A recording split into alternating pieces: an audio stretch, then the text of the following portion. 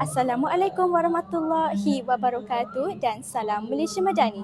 Saya Julia Syazmin dari Studio Channel.